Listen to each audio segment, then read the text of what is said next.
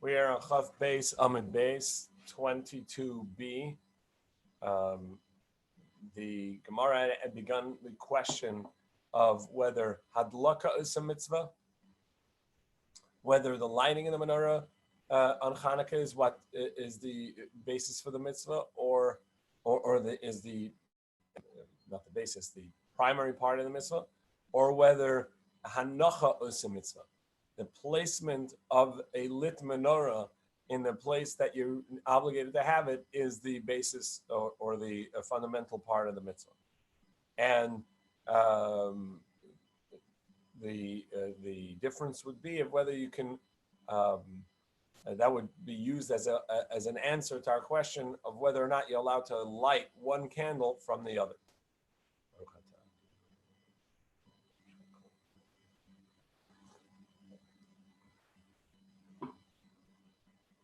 The Bailu. The Gemara says this is about 7-8 lines, 10 lines from the bottom of 22b, Chaf Beis Amid Beis. The Gemara says the Ibailu, because this is a question that was asked. Hadlaka is a mitzvah, Hanacha is a mitzvah. Do we say the lighting of the menorah is the primary mitzvah, or is it once you have a lit menorah, placing it in the proper place is the mitzvah?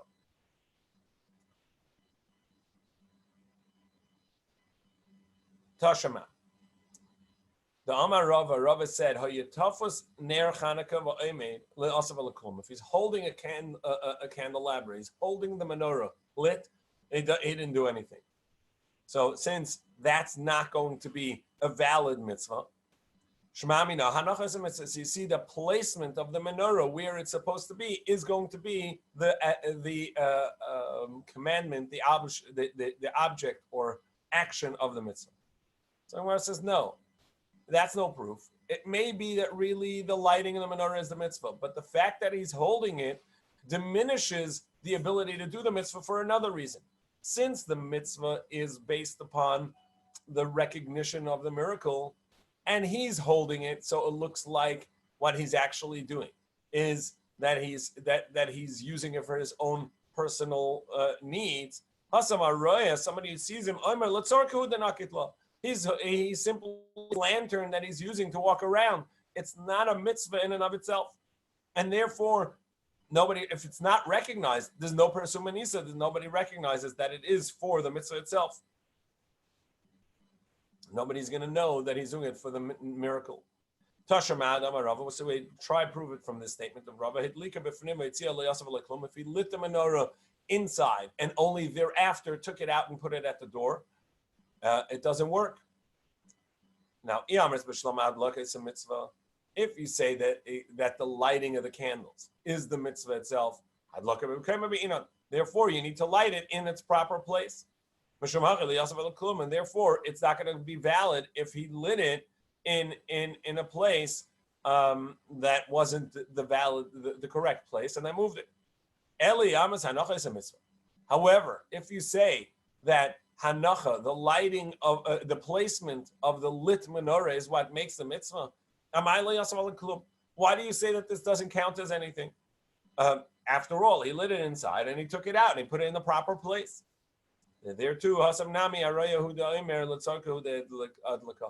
again, since he's carrying it, people are going to say that he brought it there for his own needs, and therefore it's not going to be a valid mitzvah.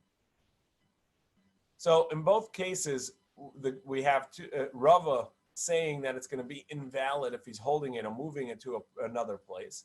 And in both times, the Gemara says that's not proof that the hadlaka, that the lighting of the menorah is what does a mitzvah.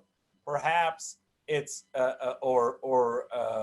that the hanacha is a mitzvah, that the placement does a mitzvah. But rather, in both, it could be that the reason it's not going to be valid is because people may misinterpret what he's doing, thinking that he needs it just as his own lantern to use for himself. And there's going to be no recognition of the mitzvah. It's not going to be the heker mitzvah. And the whole purpose of the mitzvah is Pirsume Nisa, telling the story. And there's going to be no telling of the story. Where do we see this? The Amar of Yeshua Levi, Tashamad Amar Yeshua Levi. So we're going to try and prove it from the statement of Yeshua Levi. Now we're on 23a.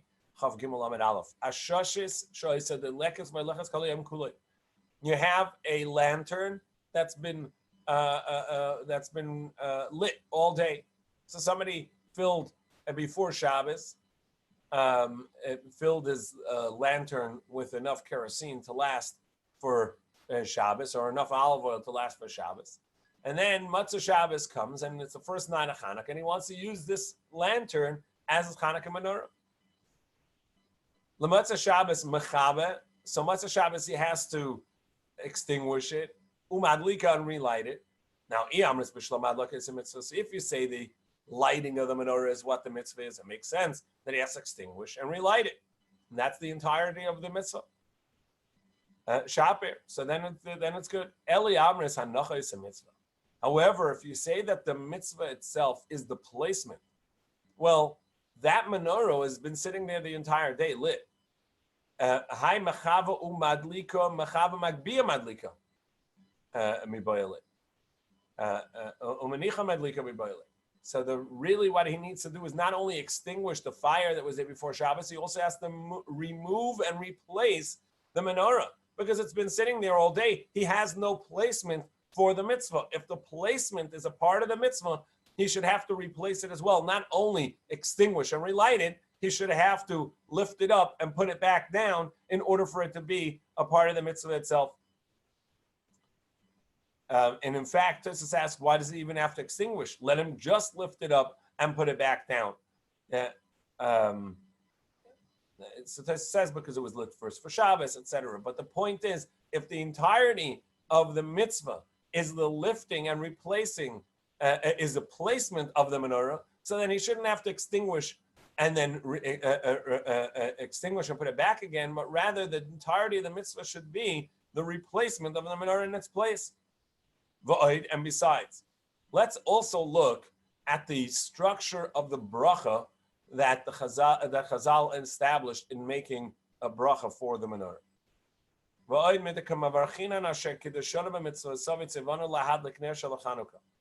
Since the bracha wording is, you commanded us to light the menorah,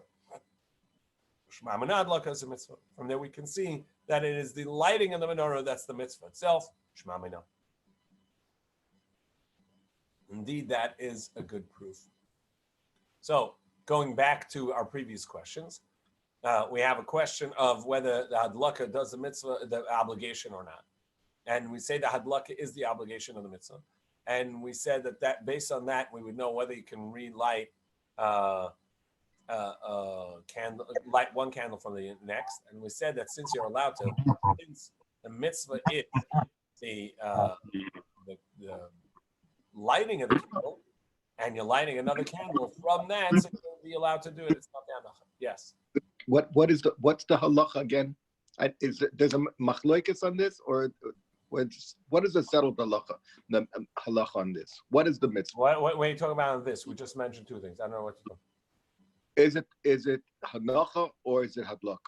No, the Gemara says the conclusion is that it's hadlaka usa mitzvah. Isn't there something the Rambam paskins? Right now we're in the Gemara. Right. Gemara, practical halacha. What's the mitzvah? Hadlaka is a mitzvah. That's the Gemara conclusion Gemara, and that's the halacha. Yeah. The halacha is hadlaka is a mitzvah. Yeah. So the Gemara says, "V'hashad amrin and hadlaka is a mitzvah." Now that we conclude that the hadlaka, it's the placement, it's the lighting of the menorah that makes the mitzvah.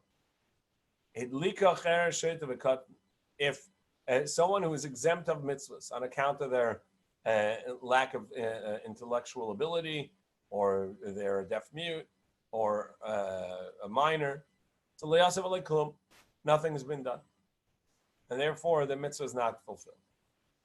The Gemara says, "Isha vadem adlika," but a woman for sure, when she lights, it counts. Even though it's a time-bound mitzvah, women are equally obligated in the Ner Chanukah, because they too were in the miracle. And there's a Rashbam that says elsewhere, and it seems in Rashi, that when we say Af Henoi B'Sineis, they were a part of the reason for the miracle, as we know with the story of Yehudis. And so, therefore, nashim chayavas, women, even though it's a time-bound mitzvah, women are obligated in this mitzvah, and as such, when a woman lights a menorah, it'll count for the household. Amar Rav Sheshes, achsanai. What about a guest in the house? Chayav b'nei Chanukah. Since he has his own place, he's obligated in his own space in the house. He's obligated in Ner Chanukah. So Gemara says, Amar Reb Zera said, Mirosh ki avina be'ira mishatafna b'priti. At first, I used to, when I was at the academy or was at my teacher's house, I would join in the Chanukah menorah by paying for part of the candle. Ba'adiyah shpiza, together with my host. Basad and asiva itza. However, once I was married, Amina, I said, Hashavada litzarichna. I don't have to light where I'm a guest and participate with the homeowner. Why? The kamadlika alai begoy besai. Because she is lighting for me in our house, and as we said at the beginning of the mitzvah, that it's ner ish ube, so that the established mitzvah was for a person and the household. And over here, since his wife was lighting in the household, that would count for him, and his household has been lit for because his wife lit for him, and therefore he won't light as a guest. What we do see is that an achsanai is obligated, and he can fulfill that obligation by participating, by chipping in with the candle, the oil and wick of the homeowner, and that's going to be sufficient because that's what he said, mishtatafna b'priti, which is buy in a little bit, and that would be sufficient. All oils are good for Hanukkah; they're sufficient. However, olive oil is going to be your best, and it's going to be the optimum. Amar Abaye said, actually, miroish have a mahader. At first, the teacher would go and seek out sesame oil. Why?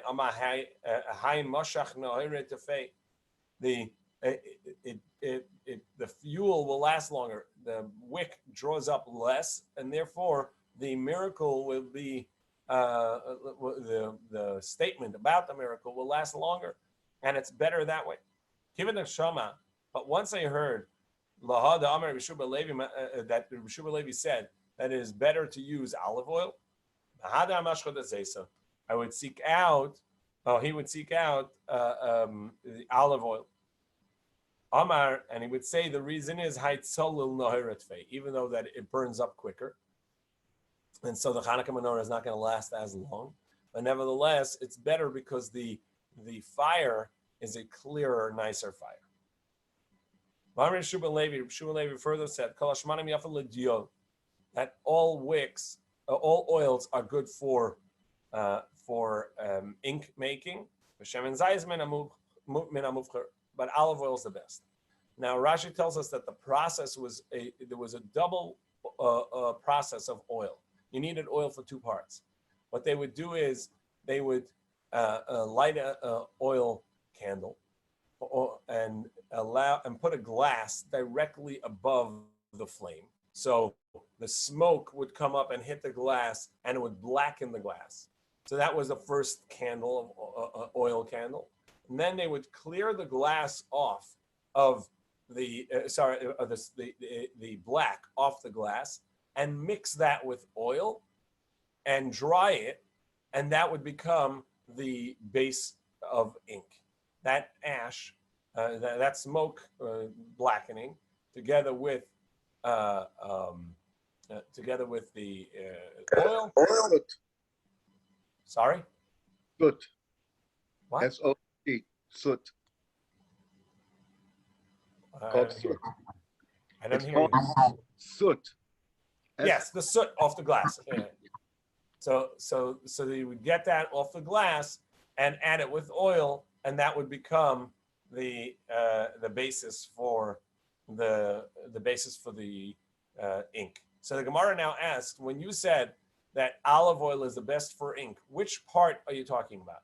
Are you talking about creating the smoke, the original oil candle, and that's going to create the best smoke, which will create the blackening of the glass, and so that you have soot to take off? Is it the original smoke, the la'ashen, or legabel, or is it the oil that you add once you've taken that off the glass and add oil? Are we talking about that second oil? Which one is it? Tashma, the Tana Mishmul Bar Zutra, Kol Ashmanim Yafan Lidyot. All oils are good for ink.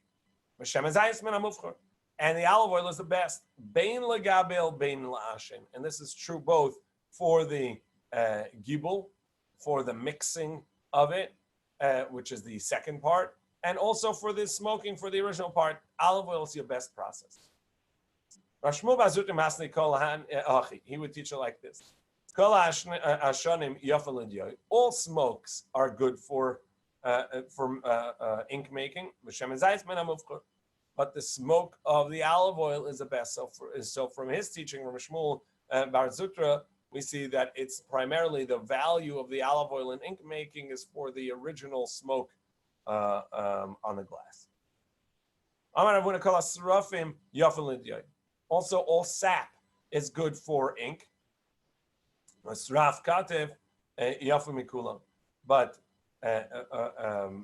the sap of this tree, ketef, is going to be the best.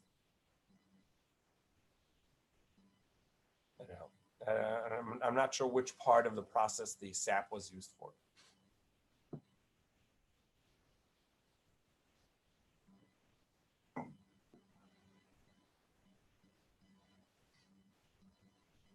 Tes and Rashi disagree which part is as well. All right. So we said the proof for whether hadlaka is a mitzvah. The mitzvah of Hanukkah is the lighting the fire, or whether we say hanacha is a mitzvah. The placement of the menorah at the right place is what does a mitzvah. We said from the bracha. The bracha itself is going to prove it because we say lahadlik ner shel Hanukkah. So the Gemara says, in the name of in the name of Rav, one who lights the menorah has to say a bracha. And Rabbi Yirmiyah says that somebody who sees a menorah is the one who has to say a bracha. Rashi tells us, when does somebody who sees the menorah say a bracha? That's somebody who has not yet lit and sees somebody else who lit. It seems from Rashi that even if you know you're going to eventually be able to be at your place and light, if you haven't lit yet and you see somebody else's lit menorah, you're going to say the bracha. However, that's not the halacha the way we do it. What we actually do is only somebody who's not going to have a place to light that night, somebody's traveling and won't have the opportunity to light, that's who's going to say a bracha for when they see it. In any case, so both the one who light the menorah and the one who sees a lit menorah is going to say the bracha. Amar Rav Yehuda, Yom Rishon Aroy Mavarech Beis. So on the first day, the one who sees it is going to say 2 brachas, whereas the one who actually lights, Umadlik Mavarech Gimel, is going to say 3 brachas. Mikan ve'elech, but from here on, Madlik Mavarech Shtayim, the one who lights it is only going to say 2 brachas. And the one who sees it is going to say 1 bracha. Mamai. So which bracha are you dropping on the second day? Mamai Tzman, Shehechiyanu. That you can't say a bracha for the time because you've already said the bracha Shehechiyanu the first day. The Gemara says, V'nimayit nes. Why don't we also minimize the Asad Nisim Lavasenu, which says you did miracles for our ancestors, and you already said it on the first day. The Gemara says, no, Nes Kol Yomi, the miracle, every day there was a miracle because the miracle continued every day. So we say the bracha of Nes every day, and you say the bracha of the mitzvah every day, and Shehechiyanu only on the first day. And the one who sees it is going to say the bracha the one who sees the candle is going to say the bracha. He's obviously not lighting the menorah, so he can't say the bracha of lahadlik. So he's just going to say the bracha she'asa nisim, that you did miracles. What so the nusach ladlik ner shel Chanukah versus ladlik ner Chanukah? Which one do you say? Neither. I say shelach Chanukah. One word, shelach Chanukah.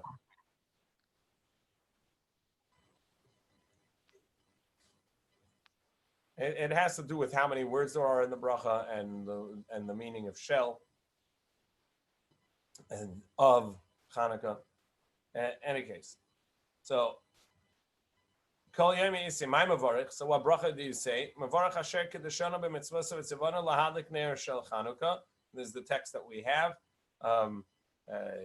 in the. And then he says that Baruch Hashem, and he also says the bracha Asher Kedeshana Baruch Hashem Akeinu Melech Haolam she'asa nisim lavoseinu. That's also is supposed to be there, and the Shehechiyanu. That's the way the Rif has it, and the Rush. So it mentions all three brachas. And then the Gemara asks, "Behechan sivanu." How can you say under a mitzvah of Durabana, which the story of Hanukkah only happened in the middle of the second Beis HaMikdash, where the Chachamim enacted the mitzvah of lighting Hanukkah? You're going to say that, blessed are you, Hashem, Master of the universe, who commanded us, who sanctified us with the mitzvahs and commanded us to light the menorah. Where were we commanded by Hashem to light the menorah? Vehechan sivanu. So Rav Avia Amar milos asur. It says it in the Torah. The Torah specifically mandated the Chachamim to enact mitzvahs and us to follow those mitzvahs as the Rabbanan. The Torah says, "Al pi Torah asher yerucha," by the teaching which they teach you, "V'al mishpat asher yomer lecha," and by the laws and justice that they say to you, "Taseh," so shall you do, "Lo sasur," and that's the words that the Gemara uses. "Lo sasur min hadavar asher yagidu lecha," do not stray from the words that they tell you. Yamin small, right or left. You must follow the words of the Chachamim, and therefore, "Lo sasur" tells us that the mitzvah of the Rabbanan is something that we must do, and therefore we can say, you have commanded us to light the menorah, not specifically the menorah, but generally to follow the rules. Rabbi Nechemia says, from here, ask your father, and they will tell you, your elders, and they will tell you. And so you must follow the teachings of, in regards to remembering a miracle, remembering the stories, you have to follow the teaching of your ancestors. Masav Rav Amram. So Rav Amram challenges and says, if that's true, that on rabbinic mitzvahs we need to say a bracha, then why in the case of Demai does it seem like there's no bracha? Demai is when you buy produce from the marketplace and you don't know whether the seller, the farmer, has taken the tithes properly. They were generally careful with taking teruma, and they were generally careful as well with taking meiser, but not as careful. So some people would not take it, and therefore, when you bought produce in the marketplace, you had to be concerned that maybe the tithe, the meiser, was not taken, and you would be obligated to do so before you actually eat. So the chacham, and that's demai, we don't know what it is, and so the chachamim enacted that you cannot eat demai without taking meiser, even though the majority of cases were that they took it. Nevertheless, out of doubt, you couldn't eat it. So demai, ma'arvim, but that as you can make an eruv with it, meaning, for instance, eruv techumin. We said that in order to travel farther than 2,000 amma outside of your space on Shabbos, you have to set a meal within your space of, let's say, 1,000, 2,000 amas outside of the city. And that meal constitutes your Shabbos space, makam shvisasa. And from there, you can travel beyond that another 2,000 amas. So you can be in your space now, but you can't travel the other way. In any case, if you use demai, which you're not really allowed to eat yet, even though it's not, even though it hasn't been tied, you're allowed to use it for Eruv. And as we've seen, the reason is because poor people are allowed to eat it. There's a way that he'd be able to eat it, and therefore it constitutes a good Eruv. And similarly, an Eruv in your courtyard also requires that everybody chips in to a meal, communal meal. So your food that you join in the communal food could also be damai. And when you eat it, you say a bracha on it. And if you ate bread of damai, you would constitute one of the members of a zimun that three people together, as we saw in brachas, are going to make the bracha. And you can separate the tithe even if you're unclothed. Now the Gemara is going to say, based on that, you're not saying a bracha. If you're unclothed and you're separating the tithe, the meiser, obviously you're not saying a bracha. Now ubein hashmashas, and you can do so even Friday night where it's already Shabbos. It's bein hashmashas. It's in the twilight zone going into Shabbos, and on Shabbos you're not allowed to separate the truma and meiser because you're fixing the produce. Here in Demai, where it likely was already done, you're allowed to do it bein hashmashas. It's twilight zone of Shabbos, so you're allowed to do it. Now the Gemara analyzes. Amris called the Rabbana by bracha, and if you're telling me any mitzvah d'Rabbana requires a bracha, over here, it says he can do it unclothed. How's he saying the bracha? Must be. There is no bracha in removing, in tithing, in uplifting the tithe from the demai. Even though it's a d'Rabbanan mitzvah, nevertheless, he's going to be exempt of the bracha because he's doing so unclothed as well. So you see that a rabbinic mitzvah does not have a bracha. Because if he was saying a bracha, because your camp needs to be kaddish if you want to invite Hashem in. And over here, if you're saying a bracha, you must be clothed. And if it says you can tithe unclothed, so clearly he's not saying a bracha. When there's an absolute mitzvah, d'Rabbanan, and based on an absolute idea, that's when you need a bracha.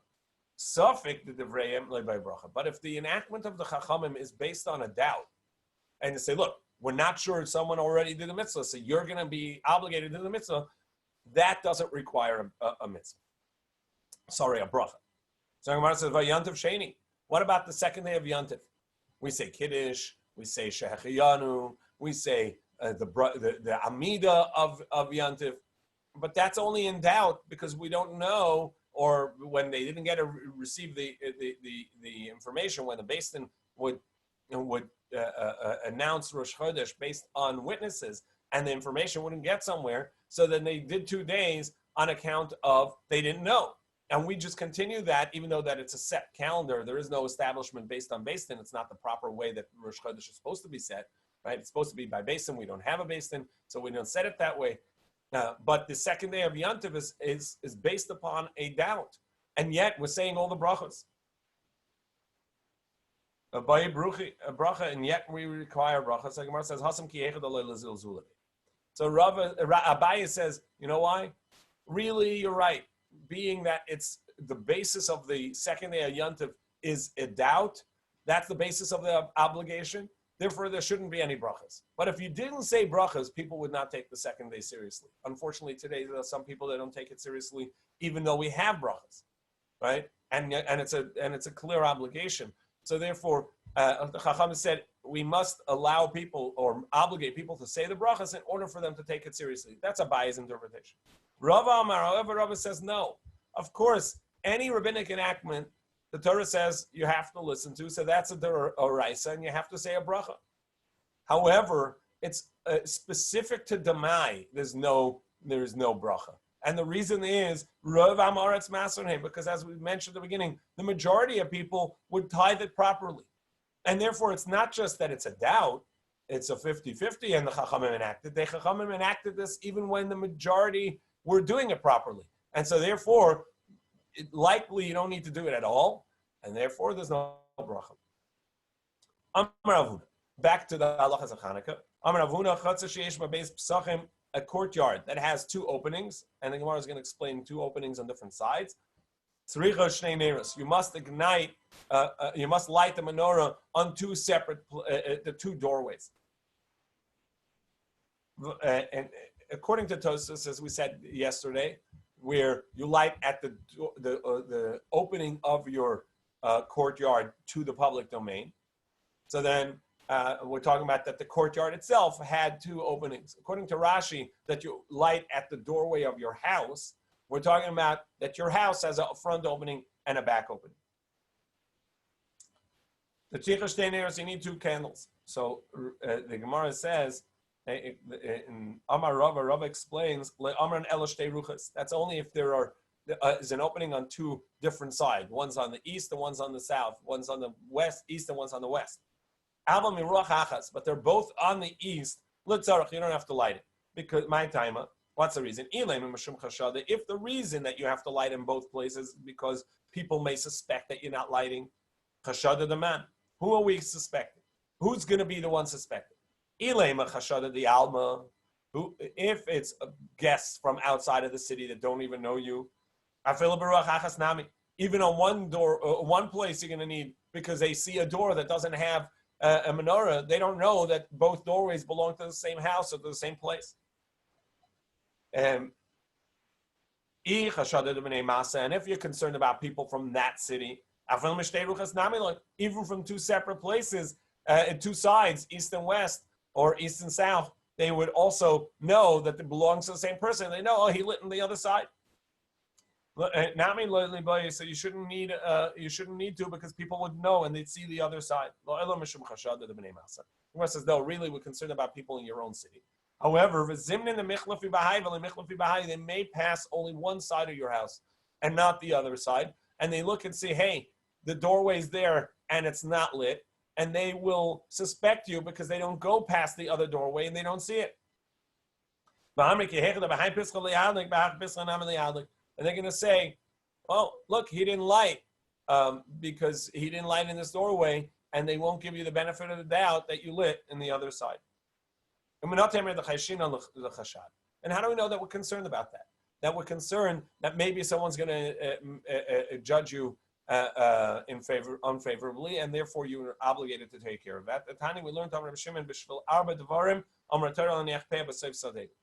There are four reasons that the Torah that we can see for why the Torah said that when you leave the corner of your field for the poor, the payah, as the Torah says, you cannot harvest your entire field. You have to leave some for the poor. That it must be at the end, at the corner of your field. Why?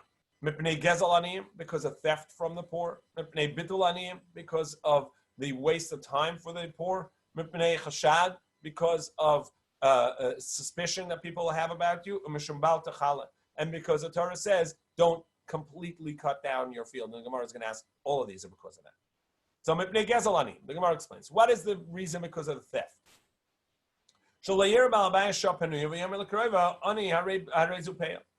Because if you don't leave it at the specific place, a specific time, meaning at the end of your harvest, at the corner of your field, what's going to end up happening is that the poor won't know exactly when to be there.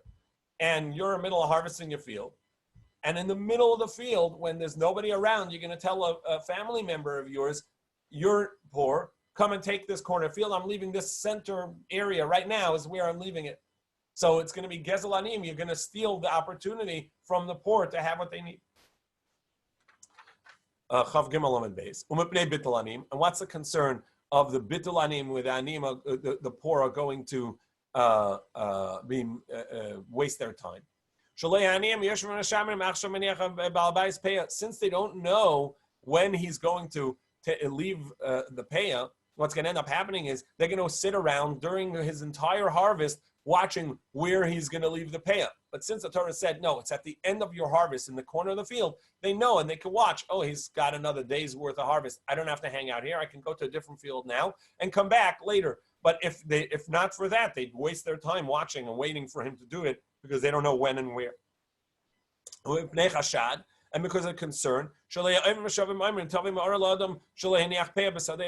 And because if somebody sees him completing the entire harvest, and they don't see a corner, they can say, "Oh, they won't know that in the middle somewhere he invited poor people to take a little corner that he left." And people are going to suspect him and curse him because he's not leaving payah. And because the Torah says don't complete the field. So and the rest are not because of that. So when it says because of people that will say, "Oh, I already did it elsewhere," and therefore the Torah says no, always leave it at the end. In any case, what we see from there is that the Torah specifically wants you to harvest the field in a manner where you leave the end and no one can suspect you, and therefore we see that you have to be concerned about the suspicions of others. Amar Rav Yitzchak bar Rav Difa, Amar Rav Huna, ner sheish shtei piyas, oila lebeis b'niyah. If you have a bowl that you're using as your for your oil, and it has two places to put wicks, one on either side, it can count as two people's ner, and if you're only lighting one candle, or if it's the first night. Amar Rava, mile kara shemen. If somebody just has a bowl and he fills it with oil, they keep up silas and he puts a bunch of wicks around it. So it depends. Kafalekli, if he has a lid on it and therefore each one of the wicks, it remains in its own place. So that can count for several people. Each one gets one wick, one candle. But if he doesn't cover it, so now the wicks are sort of floating. Asakam in Madura, that's sort of like a large flame. And then it doesn't even count for one person because he doesn't have an individual flame for himself, which is his own candle. Amar Rava. So Rava said, Pshitali, it is obvious to me, ner beso, v'ner Chanukah, ner beso. If somebody can only afford one candle, one wick, and and it's Shabbos, should he use the one candle to light a Shabbos candle, or should he use the money he has for one candle to light the Chanukah menorah? So Rava says, Pshitali, it's obvious to me that the Shabbos candle comes first. Why? Mishum shalom beso, because that will bring peace in the home. And we'll see later that one aspect of the reason for Ner Shabbos is for the peace in the home. It's not peaceful when it's totally dark. There's more peace when there's light. People know where they're going. It's more pleasant. People can interact with each other. So the Shalom Bayis is more important than the Ner Chanukah. That's for sure.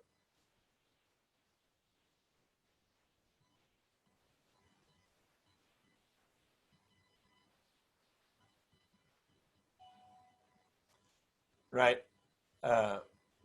However, Ner Beis of a Kiddush Hayom, if you have enough money for either oil for a candle or wine for Kiddush, which one comes first?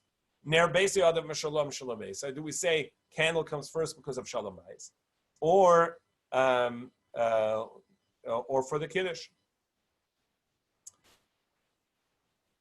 It's a Kiddush Hayom Ner Beis Yadav Meshalom Beis. Also so we're going to say the candle comes before Kiddush as well. What about Bay Rav and Ner Chanukah Kiddush Hayom? So Shabbos candle comes first, that we see. What about if you can afford a candle for menorah, for Chanukah, or Kiddush for Shabbos? Which one comes first? Mao, Kiddush Hayom Adav the Tadir. Do we say Kiddush comes first because that's a constant? It comes every week, and therefore that mitzvah is prior. Now, even though that the statement of Kiddush for sure is the Oraisa, but the obligation to do it on wine is Durabanan, and therefore it's an equivalent to the menorah. Or do we say, since Chanukah is telling us a miracle, that is a greater need than the constant of Kiddush? Then he concluded and said, indeed, we say that Shabbos is first, Ner Chanukah is first because Persume Nisa is a greater mitzvah than the constant of Shabbos and Kiddush. Amar Rav Huna. So Rav Huna says, Haragil Bener, somebody who is careful and diligent in lighting the menorah every Chanukah and their Shabbos every Shabbos, and they do this mitzvah well, their children will be Torah scholars. Hazar b'mezuzah, and somebody that's careful with mezuzah, will merit a nice home. Hazar b'tzitzis, somebody who is careful with the mitzvah of tzitzis, merits nice garments. Hazar b'kiddush hayom, somebody is careful with making kiddush. Zocha memale garbe yayin, is going to merit lots of wine. And the idea is that the very need for the mitzvah, if you are looking for the opportunities for the mitzvah, the opportunities will arise. Hashem will bless you with that opportunity. This is not the payment for the mitzvah. This is the opportunity to do mitzvah.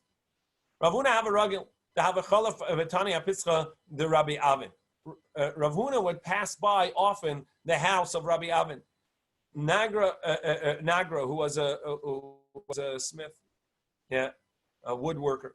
Chazad have a ragil b'shragetuv, and he saw that he was careful and he would always use light candles for Shabbos, and he had a lot of candles. Amar Terei Gavri Ravri Nafki Me'acha. He's going to have two great sons that are he's going to merit. Nafki Minai. Indeed, he merited to have two kids. Rav Idi Baravim and Rav Chia Baravim, the two great scholars. Rav Chisda have a ragil, they have a chalaf atani apischa the Bein Nasha, the Rav Shizvi. Rav Chisda would often pass by either the father or father-in-law of Rav Shizvi. Chazad have a ragil b'shragetuv, and he saw he too was diligent and careful with the mitzvah of candles. Amar Gavra Rabba Nafik Me'achad, there's going to be a great scholar coming out of here. Nafik Minai Rav Shizvi. Indeed, Rav Shizvi, they merited Rav Shizvi. The bitu the Rabbi Yosef Havas Ma'acheres Madlekesla. The wife of Rabbi Yosef would be late in lighting the candle, and she would light at the twilight zone. Amar of Rabbi Yosef Etanya, we learned La Yomash Amuda Anan Yoma v'Amuda Eish Loila. He said to her, the Torah says that the pillar of fire and the pillar of cloud never left, meaning that they must have overlapped. That the fire came before the pillar of cloud left, and the pillar of cloud in the morning came before the fire pillar left. So she said, "Oh, that's a great. You're right. I should really light earlier in the day. This way, I know for sure I've lit."